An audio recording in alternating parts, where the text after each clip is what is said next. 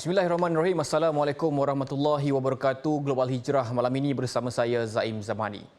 Minggu depan, Setiausaha Negara Amerika Syarikat Antony Blinken akan mengadakan lawatan ke tebing barat. Kononnya bagi memantau ketegangan yang sedang berlaku antara Israel dan Palestin. Tetapi mengapa setiap kali sebelum pemimpin barat itu ke bumi Syam, ketegangan memuncak sehingga mengorbankan nyawa penduduk? Apakah logik Netanyahu di sebalik tragedi berdarah itu? Dunia mengutuk apa yang berlaku di Jenin, namun Israel hanya memaling muka, buat muka tembok.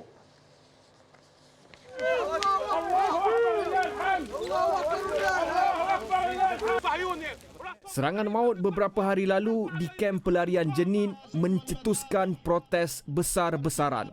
Hamas sebelum ini mengancam membalas serangan atas serbuan itu dan sudah mula melancarkan tembakan roket.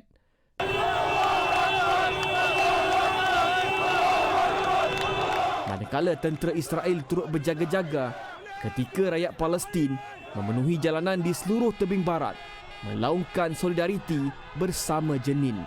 Presiden Palestin Mahmud Abbas mengisytiharkan 3 hari berkabung dan di kem pelarian penduduk menggali kubur besar untuk mengebumikan jenazah mereka yang meninggal dunia. Menteri Kesihatan Palestin May Al-Kaila berkata, para medik bergelut untuk menyelamatkan mangsa yang cedera. Manakala Gubernur Jenin Akram Rajoub berkata, tentera menghalang pekerja kecemasan memindahkan mangsa. Kedua-duanya menuduh tentera melepaskan gas pemedih mata ke arah ward kanak-kanak sebuah hospital menyebabkan kanak-kanak terhidu asap.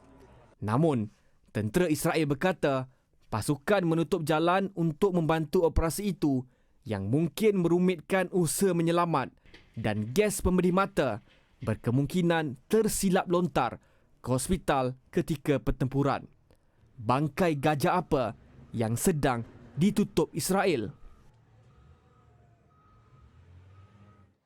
Dan tentunya perbuatan jahat Israel itu dikutuk negara majoriti Islam termasuk Malaysia. 7 terkorban, 2 cedera. Antara yang terkorban, seorang guru.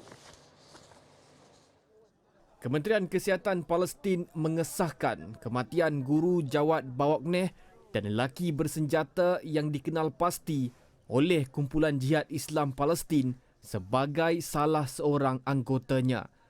Farid Bawakneh, 31 tahun, anak kepada Jawad Bawakneh, 57 tahun, berkata lelaki bersenjata itu ditembak di luar rumah keluarganya.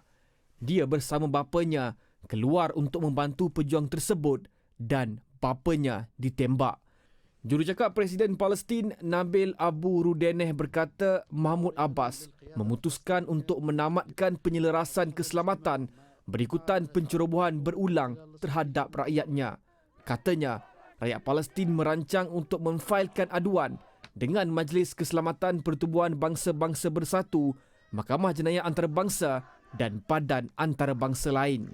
في ضوء العدوان المتكرر على أبناء شعبنا والضرب بعرض الحائط للاتفاقات الموقعة بما فيها الأمنية، نعتبر أن التنسيق الأمني مع حكومة الاحتلال الإسرائيلي لم يعد قائما اعتبارا من الآن.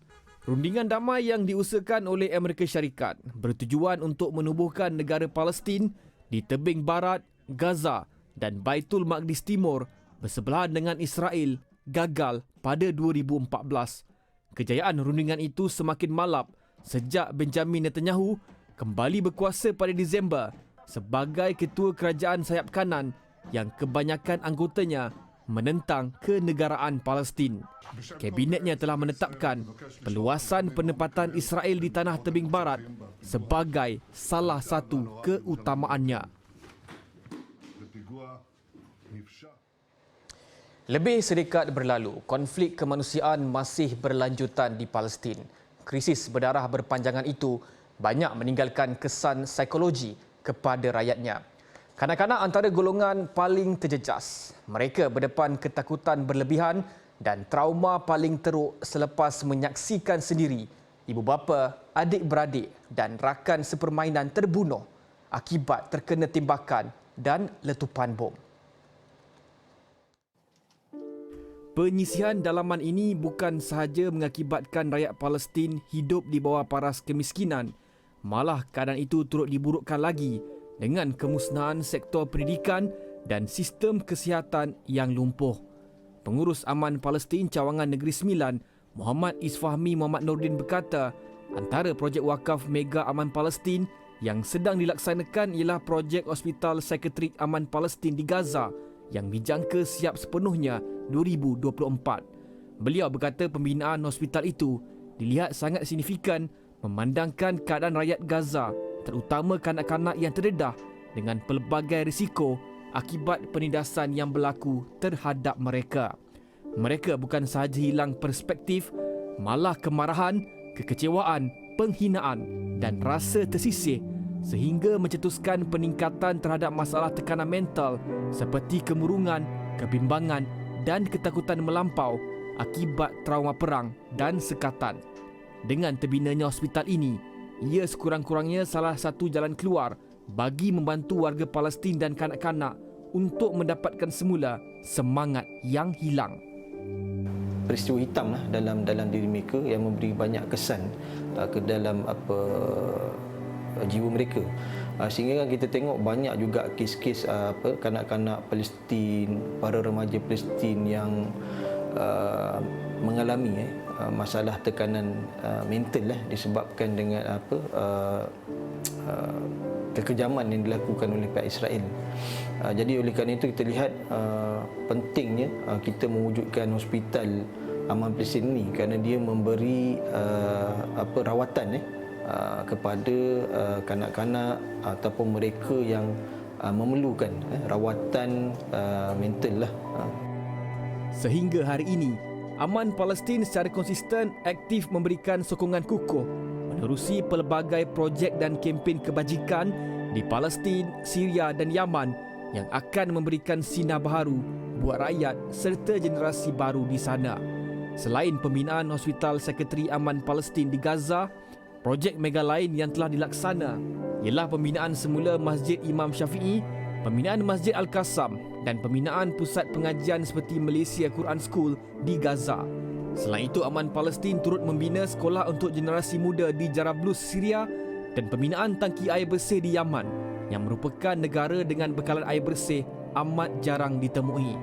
Orang ramai yang berhasrat menyumbang boleh menyalurkan menerusi Aman Palestin ke nombor akaun Maybank 5622 6301 0787. Untuk maklumat lebih lanjut, hubungi nombor, laman web atau laman sosial seperti maklumat berikut.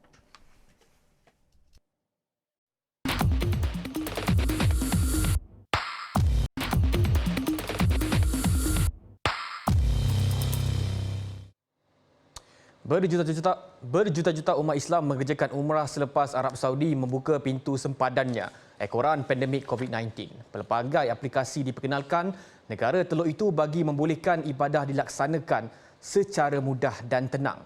Yang terbaru nusuk bagi menggantikan Id Marna. Tanpa permit nusuk, jemaah tidak dibenarkan memasuki raudah dan mengerjakan umrah. Bersama wartawan Sri Eva Mustafa Al-Bakri dan juru kamera Mazjan Seman yang berpeluang memasuki raudah di Masjid Nabawi baru-baru ini. Sebagai permulaan, jemaah perlu mendapat nombor visa sebelum menempah slot aplikasi nusuk. Seeloknya, tempahan nusuk dibuat sebelum tiba di Madinah. Permit ini hanya boleh diisi dan dipohon sekali dalam tempoh sebulan. Untuk masuk ke raudah ni, kita perlukan apps nusuk ni. Sebelum sampai ke Tanah Suci, bila kita dah dapat visa, nombor visa tu, terus apply nusuk. Dalam nusuk ni ada waktu pukul berapa kita nak slot kita masuk raudah tu, hari apa, ikut yang kesesuaian kita lah. Melalui permit apps nusuk ni yang boleh membenarkan kita masuk. Jika tidak, polis di sini menghalang kita masuk. Ikut rezeki lah, mungkin orang kata ada rezeki ada tak ke mana juga. Tapi app nusuk ni kan lebih mudah daripada kita beratur panjang-panjang kemudian dihalau keluar begitu saja. So benda yang mudah kita mudahkan lagi. Selepas beratur lebih kurang 30 minit di perkarangan masjid, saya dan jemaah umrah lain memasuki ke dalam masjid menuju Raudah. Okey, setelah beratur lebih kurang setengah jam dari pintu depan ke pintu kedua ni, dan beberapa meter lagi kita akan masuk ke dalam Raudah, insya-Allah, Taman Syurga. Perjalanan ke Taman Syurga Dunia itu terasa sekejap. Walaupun beratur hampir setengah jam kerana terkenangkan keindahan jaminan mustajabnya berdoa di Raudah seperti yang dijanjikan Nabi Muhammad SAW. Susun atur jemaah wanita dan lelaki untuk masuk ke Raudah sedikit berbeza, namun niatnya tetap sama. Dan setibanya di Raudah, tiada perasaan yang dapat digambarkan. Hanya kedengaran tangisan kecil yang bertasawul dengan Nabi Muhammad SAW dan jemaah menunaikan solat taubat dan hajat serta berdoa kepada Yang Maha Esa. Peluang lebih kurang setengah jam digunakan sebaik-baiknya. Dinasihatkan jemaah datang awal 1 jam dari slot tempahan bagi memastikan pergerakan ke Raudah berjalan lancar.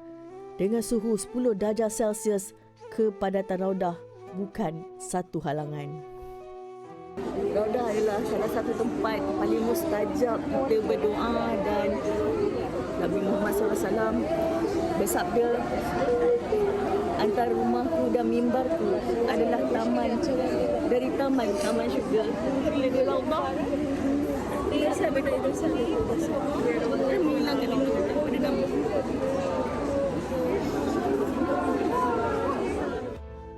Laporan Sarifah Mustafa Al-Bakri dan juru kamera Mazian Seman, Madinah Al-Munawarah untuk TV Al-Hijrah.